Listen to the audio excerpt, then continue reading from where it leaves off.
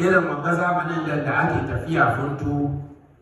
babu shakka sabon Allah ne mu wala Allah cikin sabon Allah nan kuma Allah ya kara bari sabon Allah muna yau da dama haka abin yace al-imanu yazidu wa yanqus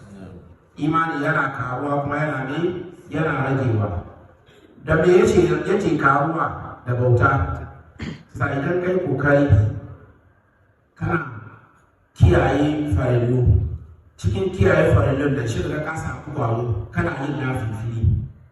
ka gani she ka gani kai yanzu ma kai maka bar nafila ya koma maka bar farilla ne a wurin ka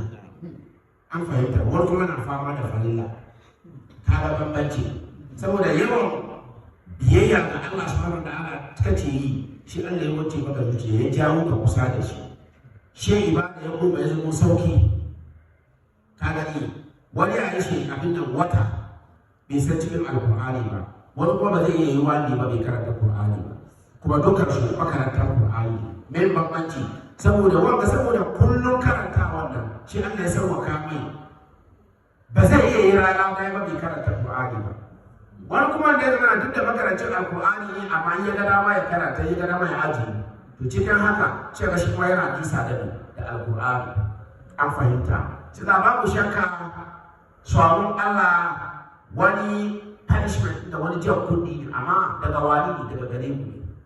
mun ka siyo al'umma shi za malamai suke ba da shawara idan Allah ya jarrabe ka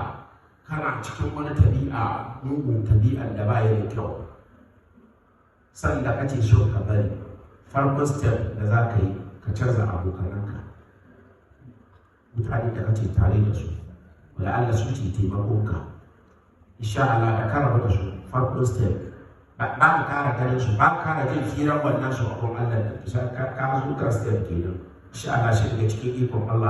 Allah ya fi da kai cikin wannan yare Allah ta'ala ya dace da